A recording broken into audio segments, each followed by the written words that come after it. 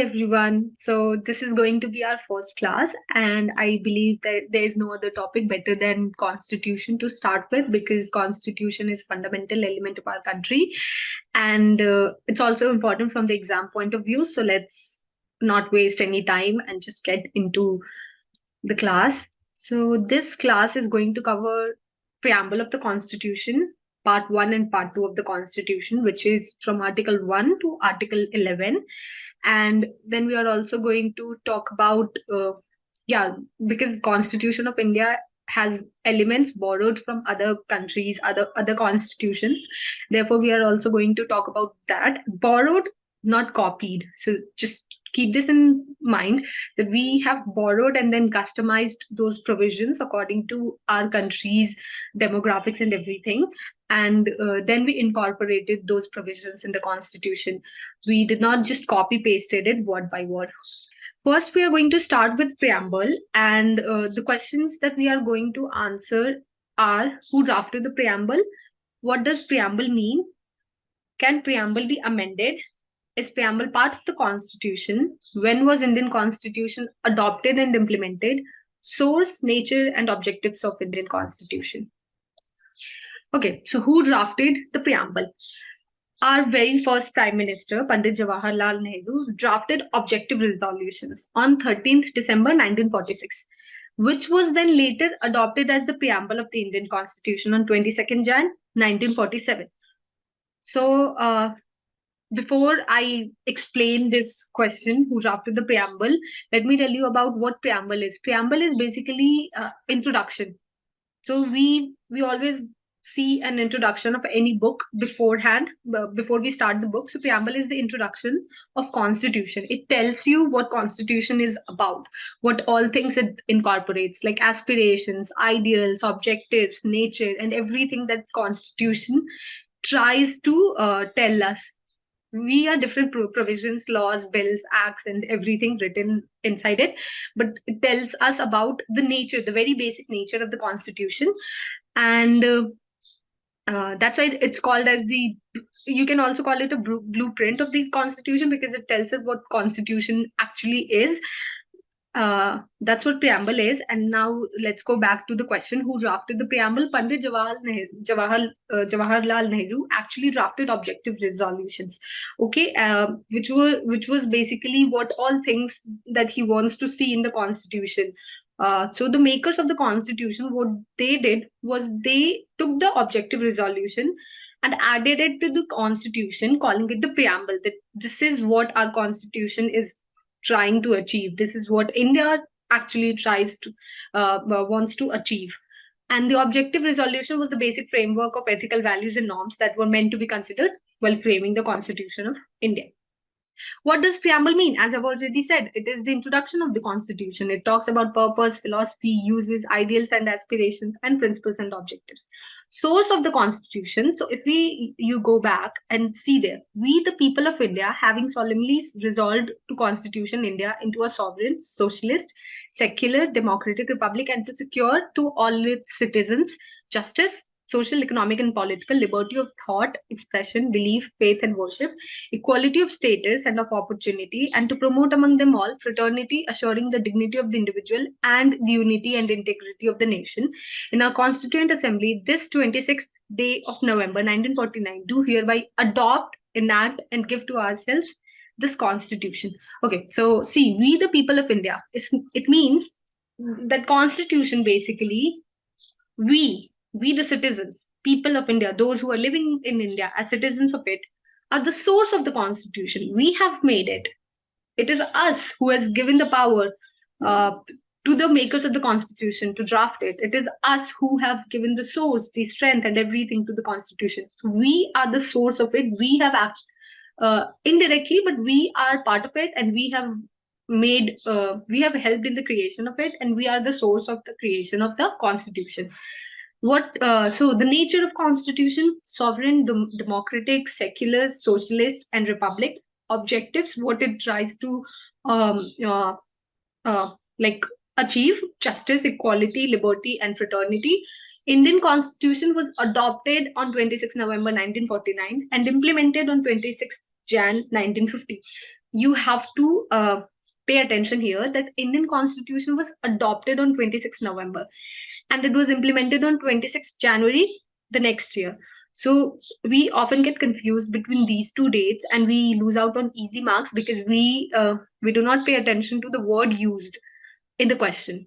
When it's adopted, then it's 26th November 1949. When it's implemented, then it's 26th Jan 1950. Can preamble be amended, and is preamble part of the Constitution? So before I answer this question, Article 368 power gives the Parliament power to amend Constitution. Okay, so yes, power to amend Constitution. But what Article 368 also says that preamble can be amended first, and it is also part of the Constitution. And I'm going to tell you about the cases that established the fact that preamble is part of the Constitution. But the very important thing to note, to pay attention here, is that yes, preamble can be amended and Constitution can also be amended. It is true. Parliament has the power to amend, because as the time changes, you have to amend your laws, acts, and everything to uh, align with the changing time. But you cannot amend the basic structure of the Constitution. That you cannot tamper with, and if you are tampering with that, then this article gets void, and Supreme Court of India can say, if it finds it valid, that Parliament and if it finds any act or any tampering with the basic structure of the Constitution, then Supreme Court of India can just reject it and say that this act or this provision cannot be incorporated or cannot be implemented because it is tampering with the basic structure of the Constitution. So first case was Berubari Union case, which happened in 1960, and it actually said that preamble is not part of the Constitution. Then later, during 1972 and 73, case one under Bharati versus State of Kerala. In this case, Supreme Court, the court ruled out that preamble is actually part of the Constitution, okay, and it can be amended. And preamble has only been amended once. That is through 42nd Amendment, 1976. This amendment is also called as the Mini Constitution of India in 1976, and three words were added to it: socialist, secular, and integrity. Okay, these words were added to it. Now, these words did not tamper with the basic structure of the Constitution, did not tamper with preamble, and it only added the more strength to the Constitution and preamble as well. So preamble is, yes, part of the Constitution. It can be amended because Constitution can be amended, but you cannot tamper with the basic structure of the Constitution. Now, before we move ahead, let's know the meanings of the words that are used in the preamble. Secular, okay? It means that state has no religion. We have no religion. There are other secular countries as well. State here means country, union, union of states, nation, whatever you call it.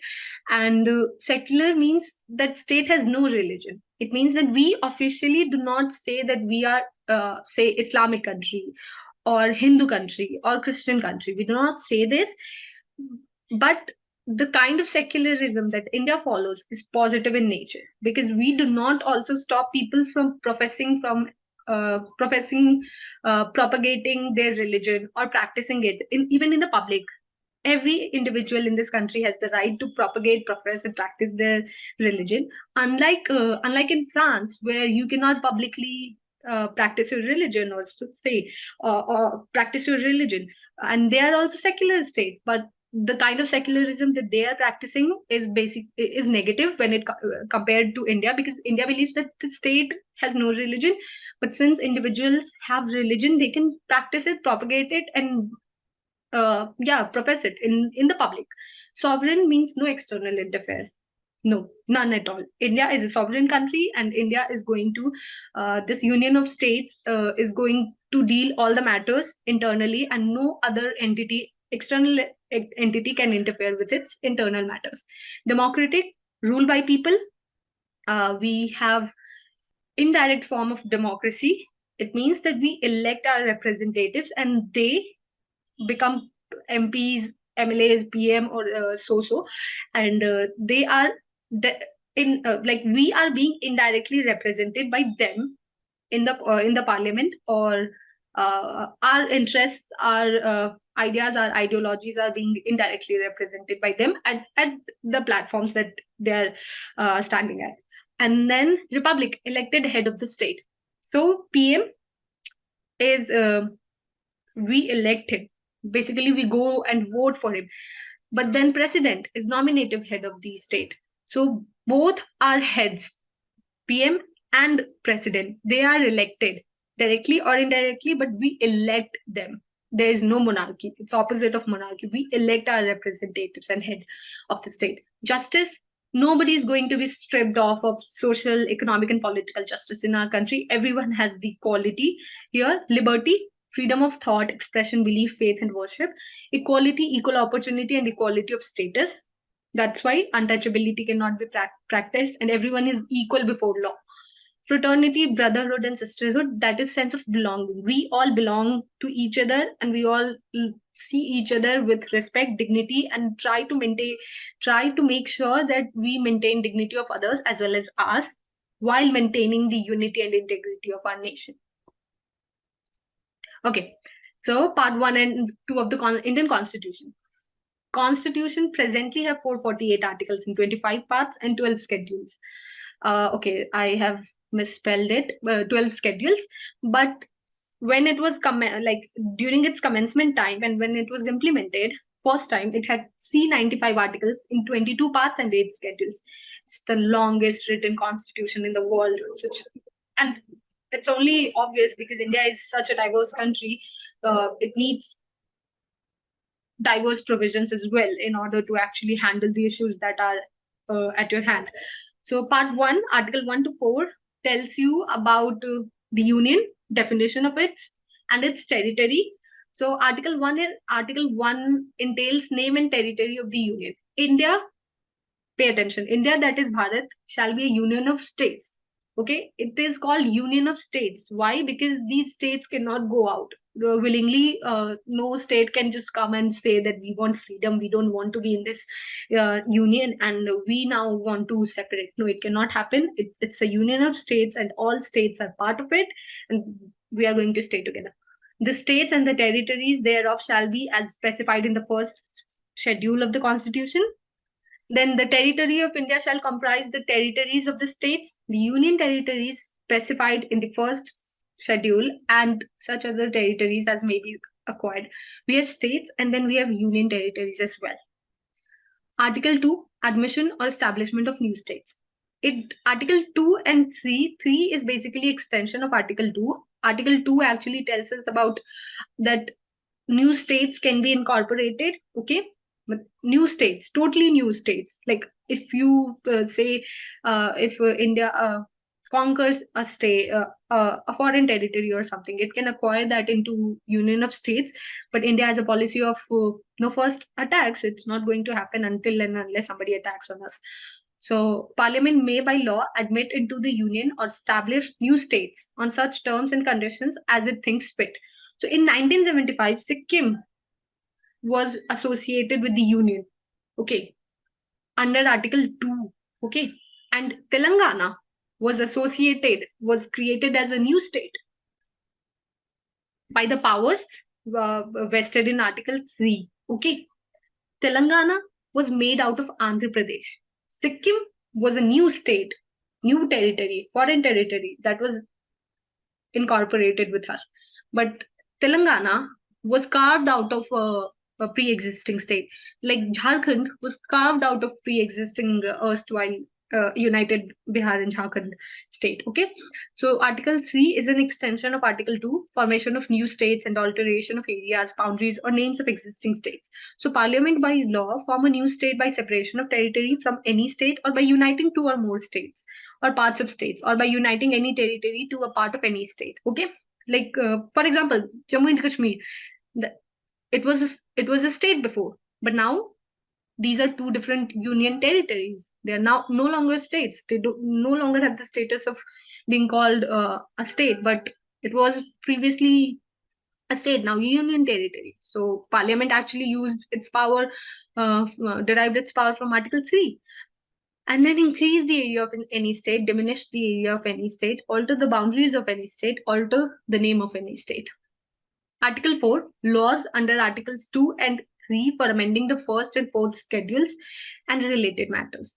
Laws under Article 2 or 3 must include provisions to amend the first and fourth schedules and may also include supplementary, incidental, and consequential provisions as deemed necessary by Parliament. Such laws are not considered amendments to the Constitution under Article 368. Okay. Now, Part 2, Article 5 to 11. It talks about the citizenship of India. Like, how can you acquire the citizenship of India, and why you are, if I'm called citizen of India, why am I being called the citizen of India? Why do I have that right? And if somebody, a foreign national, comes here and lives for a certain number of years, then that person who has actually born in a different country is also called the citizen of India. So by what means that person is being called now the citizen of India? So part 2 actually tells us about that. And then also because so India and Pakistan saw partition after we got freedom from British rule. We saw partitions, so people migrated from here to there and there to here. And so to sort this issue, we had to come up with rules on who will be called citizens of India and who will be stripped of its citizenship of India because they migrated. So this part 2 deals with that matter, and citizenship of India can be acquired by birth, descent, and registration.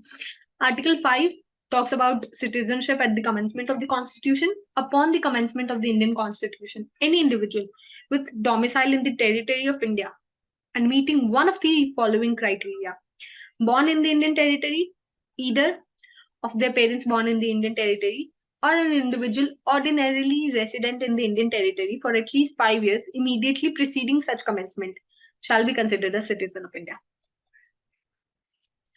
Then Article 6, rights of citizenship of certain persons who have migrated to India from Pakistan. Notwithstanding Article 5, a person migrating from the current territory of Pakistan to India is deemed an Indian citizen at the Constitution's commencement if if a person has migrated from Pakistan to India, will be deemed Indian citizen. Okay, even if that person has not lived for like 5 years. At the Constitution's commencement, if for those who migrated before July 19, 1948, they are considered Indian citizens if either of their parents or any grandparents were born in India under the Government of India Act 1935 and have been residing in India since migration. Okay, and those migrating after July 19, 1948 must be registered as Indian citizens by a Government of India officer. Registration requires a minimum 6-month residency in India preceding the application date. Article 7, rights of citizenship of certain migrants to Pakistan. Notwithstanding citizenship Articles 5 and 6, a person migrating from the Indian territory, now part of Pakistan, after March 1, 1947, is not considered an Indian citizen. Okay? Not considered an Indian citizen except if they returned to Indian territory under a resettlement permit issued by law authorities. Such returnees are deemed to have migrated to India after July 19, 1948 for the purpose of Article 6B.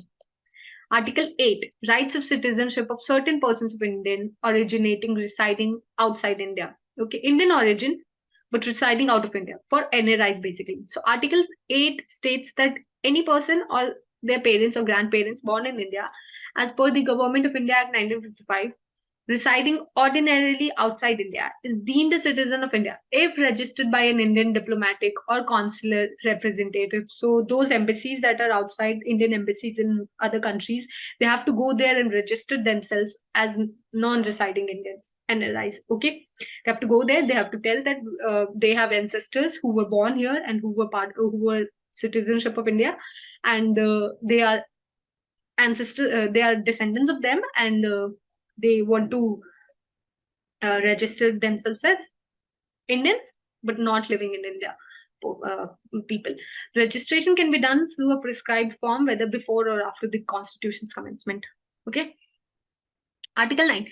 Persons voluntarily acquiring citizenship of a foreign state not to be citizens. So if you For example, if I go and acquire USA's citizenship, I'm going to be ripped off of my Indian citizenship. It means that Indian constitution prohibits dual citizenship. You cannot be Indian as well as American. You cannot hold passports of two countries. You have to be one country's citizen. Okay. Article 10, continuance of the rights of citizenship. Article 10 asserts that any individual recognized or deemed to be a citizen of India in the preceding provisions of this part will, unless otherwise specified by Parliament, continue to be citizen.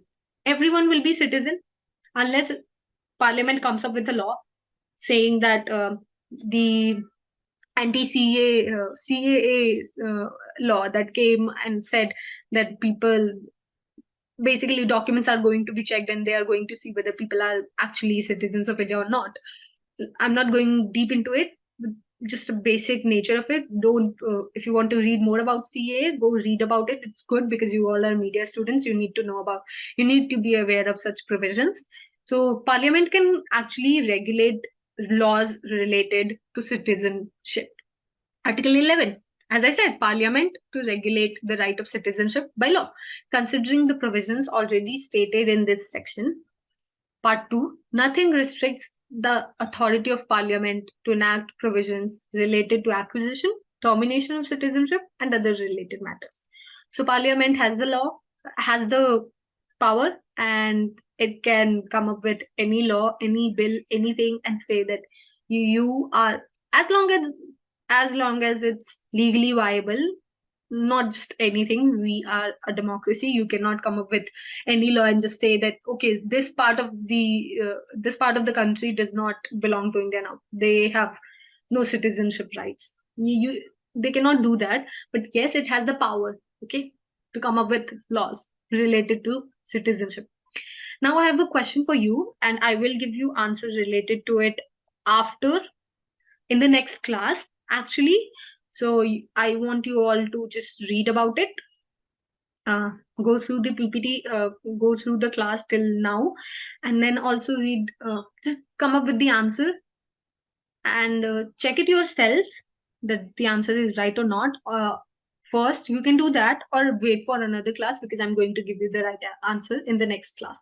So the question is, details on how citizenship may be acquired and terminated are enumerated, which means mentioned in Part 2 of the Constitution, the Citizenship Act 1955, Schedule 1 of the Constitution, or various enactments by Parliament.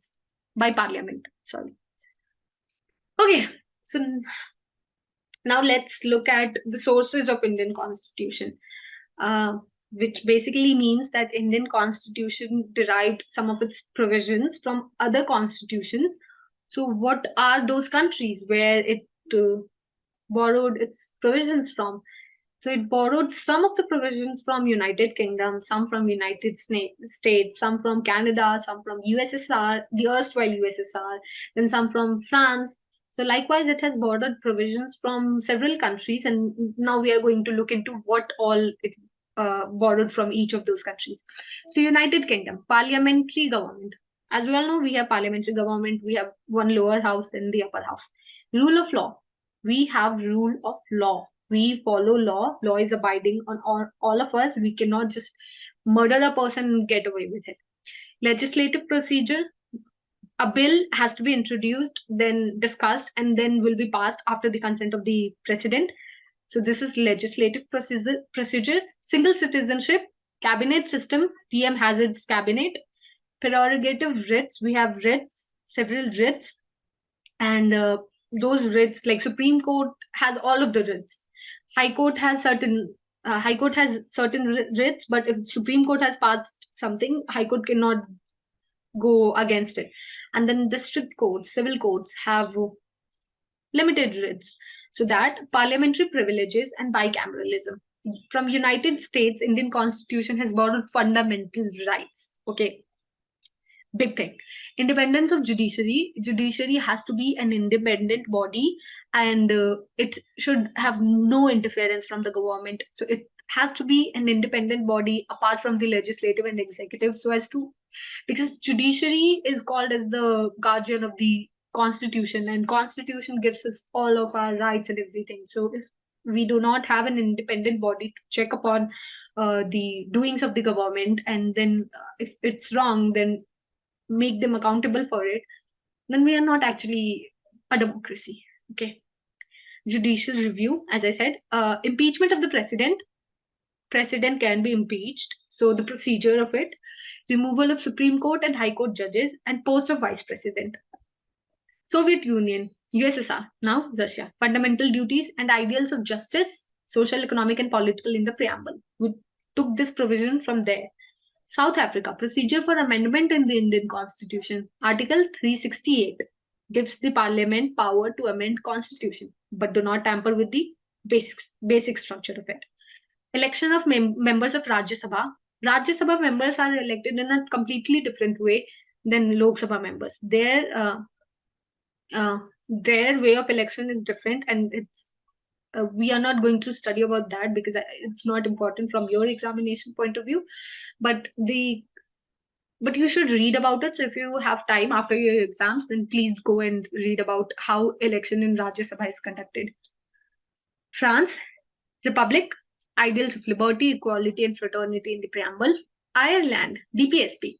So DPSP is in part 4 of the Constitution. We are going to read about it, study about it in the next class. And DPSP actually is more like a guideline that government can follow, and it's not legally binding on any government or any institution, but they should follow it because it gives you moral and ethical check, and it gives you a guideline that you need to keep in your mind while making or doing anything or making any provision, because it checks you. Yeah, it gives you a moral stand ground. So it's good from that point of view, and it has legit real points that should be considered.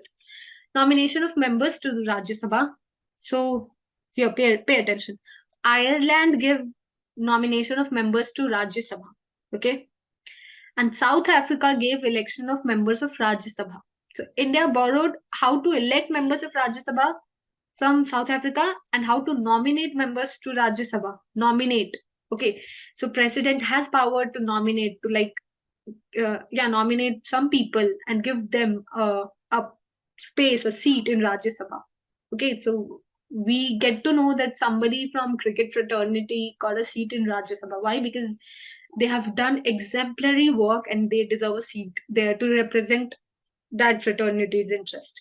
Method of election of the president also from Ireland. Canada, federal structure. India has a federal structure. We have center, we have state, and they work in tandem with each other. They work in sync, but union has more power than the state, but it's a federal structure. The power is not centralized. State also has powers on various matters, and union also has power on various matters. So the power is not centralized. Union cannot do anything that they want. No, they cannot force a state to implement certain thing in their state that's not good for the state, as long as it's implemented like centrally, like for the entire country, and as long as the center has the power to make provisions or make laws or anything, rules on those those parts. So we have union list, state list, and concurrent list. So union list means union list covers all the topics that union has the power to make laws on. Then state list covers all the topic that state has the power to make laws on, for example, police. And concurrent list covers the topic that union has the power to make laws on, but it could not be covered in either of the above, either of the previously mentioned lists. So yeah, vesting of residuary powers in the center, as I said, concurrent list, appointment of state governors by the center, advisory jurisdiction of the Supreme Court. Japan, procedures established by the law.